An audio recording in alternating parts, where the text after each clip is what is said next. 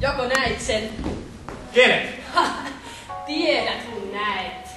Jotkut väittävät, että hän on muukalainen avaruudesta, Alpha Centaurista tai jostain. Tähtityttö. Mikä nimi sellainen on olevinaan?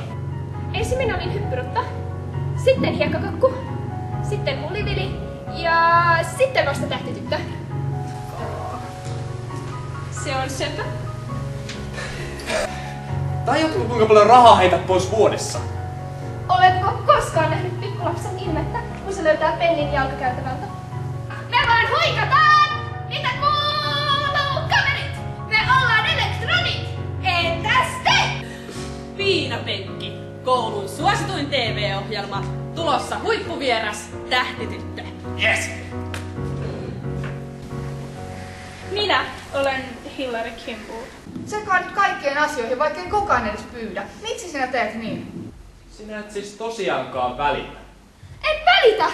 Miten sinä voit sanoa, etten minä välitä? Missä sä oikein tulit? Marsistako?